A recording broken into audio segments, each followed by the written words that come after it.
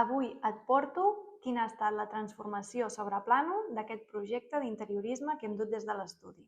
Aquesta seria l'entrada que dona accés a una zona comuna i que també alhora fa com de distribuïdor. El que hi tenim és una cuina en forma de U, en la qual tenim una pila d'espai que s'usa de forma no adequada, poc funcional, un menjador arraconat aquí darrere en l'espai que quedava entre la cuina i la paret de façana, una zona de sofàs que tampoc acaba d'estar molt ben distribuïda per tal de poder mirar també al mar, i una gran llar de foc d'obra vista, molt antiga, que va fer el propietari antic, que és de la família dels propietaris actuals.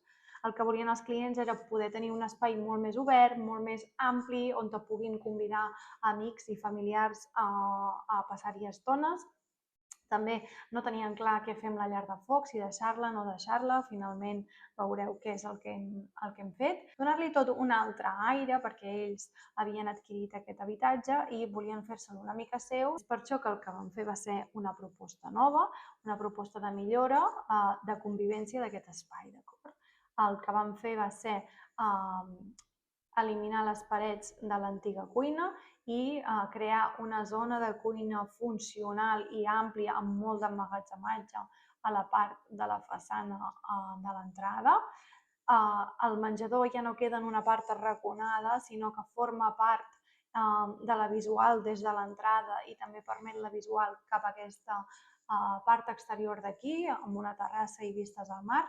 I llavors el que era la zona de la llar de foc era una llar de foc molt pesada visualment i que realment no escalfava correctament.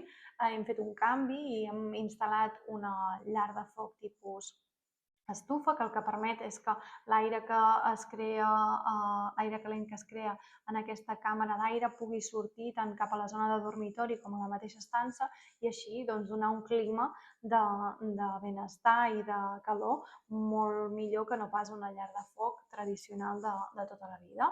Llavors el que hem fet aquí també ha estat crear aquesta zona de televisió amb molt d'emmagatzematge a la part inferior. Espero que la modificació, ja veieu que és un espai petit, us hagi agradat i que us serveixi d'inspiració.